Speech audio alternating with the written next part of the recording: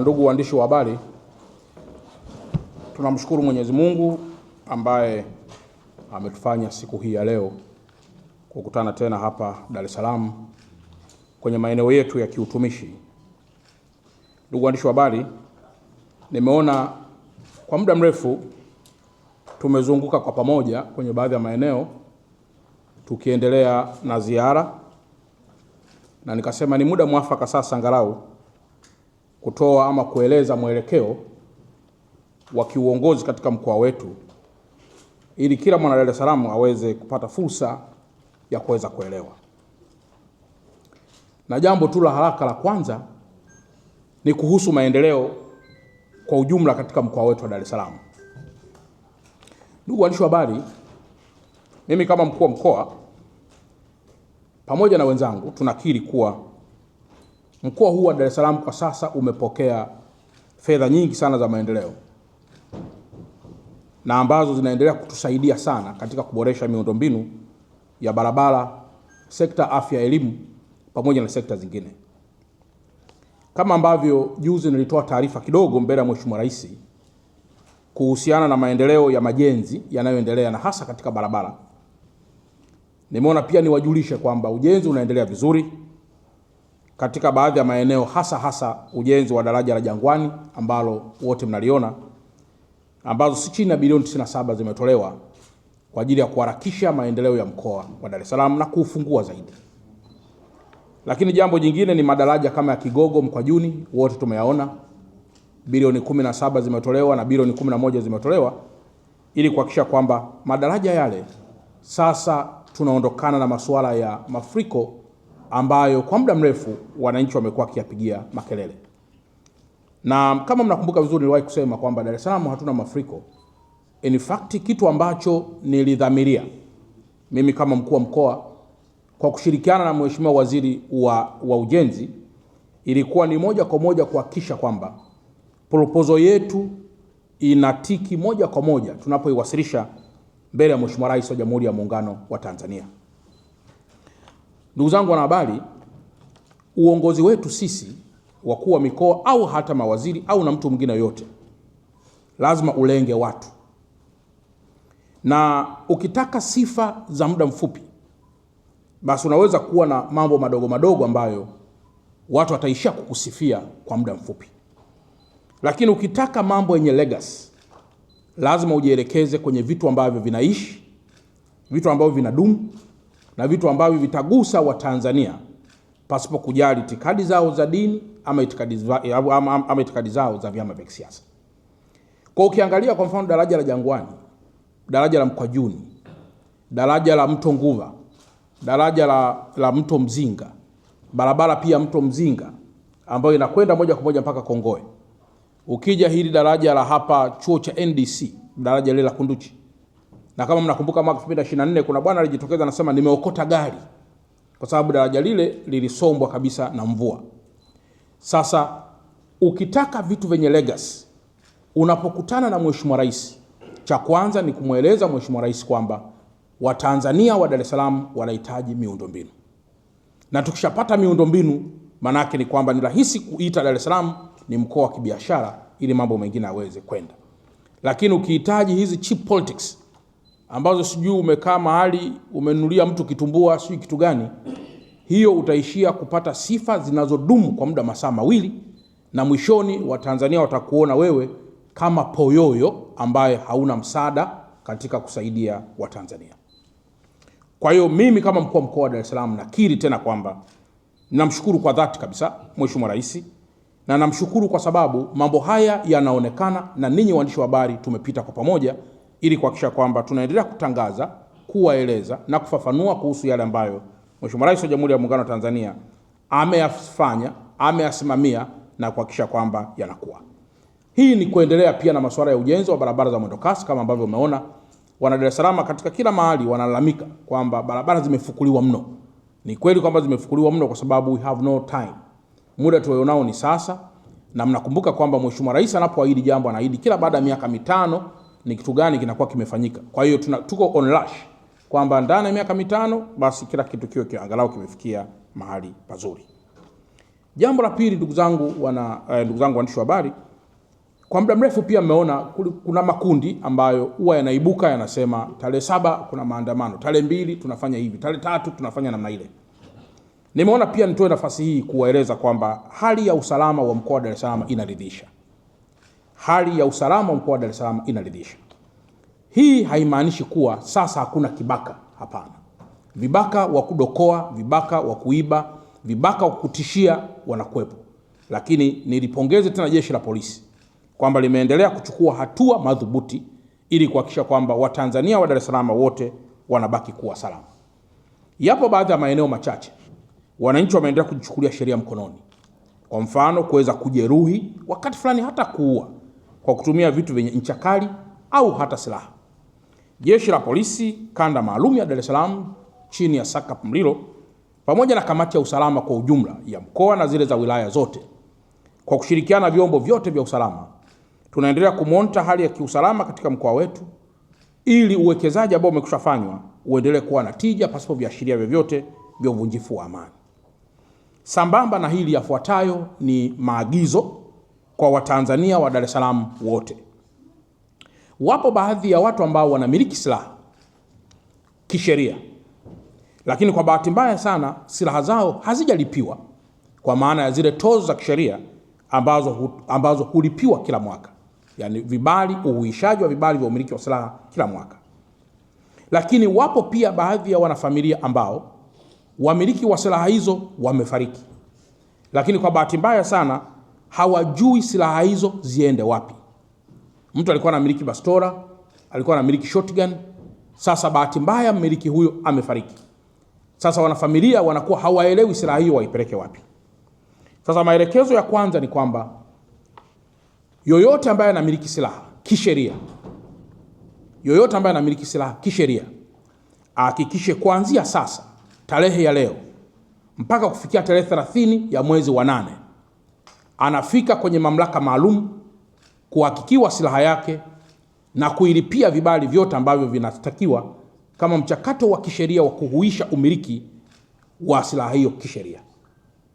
Kwa wale wote ambao wanamiliki silaha kisheria na kwa bahati mbaya sana katika hali ya kujisahau au pengine kutokuwa na uelewa, kuimiliki silaha hiyo bila kuilipia vibali vyake kwa mujibu wa taratibu na sheria, wafike kwenye mamlaka zinazohusika, waweze kuanza haraka sana mara moja kuweza kulipia vibali hivyo, lakini zaidi pia kuweza kuhakikiwa umiliki wa silaha zao kabla operation maalum haijaanza kwa kila mmoja. Lakini jambo jingine, kwa wale ambao wamefiwa na wale waliokuwa wakimiliki silaha hizo, wahakikishe michakato ya urithi inapoendelea, silaha hizo zinawasilishwa kwa jeshi la polisi ama kwenye kituo chochote cha polisi kilicho karibu nao, ili waweze kupata maelezo mafupi kuhusu namna ya uhifadhi wa silaha hiyo mpaka pale michakato ya urithi itakapokamilika. Kwa wale ambao ndugu zao wamefariki, wameacha silaha na vibali maalum vya umiliki kwa yali yao, basi wafanye haya ambayo nimeyatangaza. Wale ambao wanamiliki silaha kinyume cha sheria, mtu labda alikuwa ni kibaka, aliiba begi akidhani kuna hela, kujilichungulia begi kuna silaha, akaamua kwenda nayo nyumbani au kuitupa na vitu vingine vya namna hiyo. Wale wamiliki wote wanaomiliki silaha kinyume na sheria, wahakikishe silaha hizo wanaziwasilisha wao wenyewe pasipo kutafutwa na mtu yoyote. Watakapotafutwa na mtu yoyote wakapatikana na silaha hizo kinyume na utaratibu, sheria kali zitakuwa chini yao. Kwa nitangaze tena rasmi kwamba kwa wale wote ambao wanamiliki silaha wasikilize tangazo hili. Ni muhimu kwa mkoa mkubwa kama wa Dar es Salaam vitu vyetu kufanya chini ya utaratibu wa sheria na kanuni. Hadi kufikia tarehe 30 ya mwezi wa 8, wale wanaopaswa kuhakiki, wale wanaopaswa kurudisha silaha hizo, wale wanaopaswa pia kusalenda kwamba nilikuwa na silaha katika njia ambazo si halali, ninairudisha. Hata ukitaka nenda kaitupe mahali, jeshi la polisi litaiokota, litaiweka silaha hiyo, huku masuala mengine ya kisheria yakiendelea. Jambo la tatu, Ndugu zangu waandishi wa habari, mmeona pia kwamba Mheshimiwa Rais anazungumzia masuala mengi yakiwemo upangiliaji wa miji yetu. Siku chache zilizopita tulikuwa pamoja pia tukifanya kazi maalum ya kusikiliza maoni ya Watanzania wa Dar es Salaam na hasa malalamiko kuhusu foleni zilizozidi katika kila barabara. Foleni hizi tumeona kwamba zinasababishwa na vitu vingi. Lakini moja ya jambo ambalo pia linasababisha foleni sio kuwepo kwa malori mengi. Hapana. Hilo inawezekana ikawa ni sababu, lakini uholela wa parking za malori unasababisha pia foleni. Unaweza kuwa na malori mengi yaliyo kwenye utaratibu, no problem. Lakini ukiwa na malori mengi ambayo parking zake ziko kiholela, hiyo ni problem. Kwa tuna problem ya kwanza kubwa ya kila mahali ukipita lori na park. Kwa mfano, sasa hivi na watuma mnaweza mkwenda barabara ya ile ni Mandela Road ambao huwa wanaita hii barabara inayokwenda Baraza la Maaskofu. Kutoka kwenye ile daraja la flyover kwenda mpaka kipande cha Baraza la Maaskofu, mtakuta kuna malori ambayo yamepaki pale. Kama yamepaki kwa muda mfupi, basi ni miezi miwili, kwa sababu mpaka nyasi zinaota kwenye matairi. Manake hiyo ni kigezo kwamba mtu alishalipaki hapo akijua Dar es Salaam ni mji wa kila moja kujifanyia anachokitaka, na akaondoka. Hata kama gari lilikosa betri akaliacha hapo, hatujui huyo mtu yupo hai au alikufa, ni Mtanzania au sio Mtanzania. Sasa uholela pia wa parking za malori unapelekea foleni ambazo hazina maana. Na kwa mantiki hiyo, barabara ya Mandela Road, barabara Kilwa Road au wengine mnaita barabara Nyerere Road, barabara hizi zote tarehe 17 mwezi wa 8 ya mwaka 2026 tutaendelea na operesheni maalum. Wamiliki wote wa magari haya wa ndani ya taifa letu au hata nje ya taifa letu wahakikishe malori haya yanawekwa kwenye parking zao au yanaondolewa kwenye road reserves, ambazo tarehe 17 mwezi wa 8 tunaanza kufanya marekebisho kwenye baadhi ya barabara, na hasa katika kutanua hizi service road ili ziweze kutumika vizuri na watu wengine na sio malori tu. Kwa hiyo tarehe 17 mwezi wa 8, kwa yule ambaye ataendelea kuwa na lori lililopaki hapo, atachukuliwa sheria, ikiwa ni pamoja na gari lake kupelekwa kwenye parking maalum na kuja kulipa fidia maalum. Tarehe 17 ya mwezi wa 8. Yoyote mwenye anayesikia asikie. Utaratibu, ndugu zangu waandishi wa habari, uko namna hii kwamba unaponunua lori lako hakikisha una parking yake.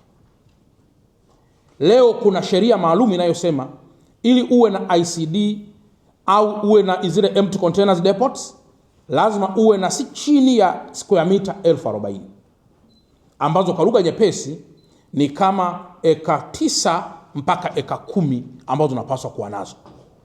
Sasa kiutaratibu ni kwamba eka hizi ni kwa ajili ya kitu gani? Tunaashumu kwamba kama ni eka 8, basi angalau eka 3 zitumike kwa ajili ya parking ya magari yako. Kupaki magari kwenye road reserves huko nje na kuyazagasha magari namna hiyo, manake ni kwamba ni kuutumia mji na fursa zake vibaya na sio kisheria. Napenda uwekezaji, lakini nauchukia uwekezaji usiofuata sheria. Na upenda uwekezaji, lakini nauchukia uwekezaji ambao unakwenda kinyume na sheria. Pamoja na jambo hili, bado tunaendelea na mazungumzo na wenzetu wa bandari, wa TPA, mamlaka bandari, kuhusu tunaweza tukaanza kuyablock magari yote yaanze kuingia katikati ya mji usiku tu kwa ajili ya kwenda kupakia mizigo. Kwa sababu ukiblock magari leo kwamba yasifanye kazi asubuhi, lazima uwe na mawasiliano moja kwa moja kuhusu kule anakokwenda. Bandari imejiweka sawa kwa namna gani ili kuweza kufanya kazi kwa usiku na sio kwa asubuhi? Sasa hili linahitaji mjadala mpana ambao bado tunaendelea nalo, ili tuweze pia kuangalia uingizaji wa magari katikati ya mji kwa wito maalum, kwamba wanapaki Mlandizi, wanapaki sehemu nyingine zote huko upande wa Pwani, halafu wanaitwa kwa wito maalum magari yaingie moja kwa moja upande wa bandarini ili kwenda kuchukua mizigo. Hii pia itasaidia baadhi ya Watanzania, au itasaidia kwa Watanzania wengi kuto kuendea tena malalamiko yanayohusiana na masuala ya foleni nyingi ambazo zimezidi kipimo. Jambo la 4. Ndugu waandishi wa habari, leo tuna stendi kubwa sana pale wilaya ya Ubungo, eneo la Mbezi. Stendi yetu ile imejengwa kwa zaidi ya bilioni 54. Ni stendi ambayo ni bora na pengine kuliko stendi yoyote Tanzania. Ina uwezo wa kuchukua magari mengi kwa pamoja. Lakini kwa bahati mbaya sana, mabasi mengi hayako pale. Yamekuja kuzagaa upande wa Shekilango na hii barabara ambayo inakuja mpaka Magomeni. Kwa mujibu wa taarifa za LATRA, zipo kampuni 6 ambazo zilipewa kibali maalum cha cooperate mabasi yao na huduma zao, ikiwa ni pamoja na kujenga stendi ndogo kwenye maeneo kama vile maeneo ya Mazese na maeneo mengineyo. Kampuni hizi 6 zinaendelea na kazi yao, lakini kwa wengine wote hawana vibali ambavyo vinawataka cooperate stendi hizo nje na stendi ya Magufuli. Wito wangu, kuanzia tarehe ya leo, tarehe 11 ya mwezi wa 7 ya mwezi wa 8 2026 mpaka kufikia tarehe 17, yani siku ya Jumatatu, wale wote ambao hawana vibali vya cooperate stendi zao katikati ya miji warudishe mabasi yao Ubungo.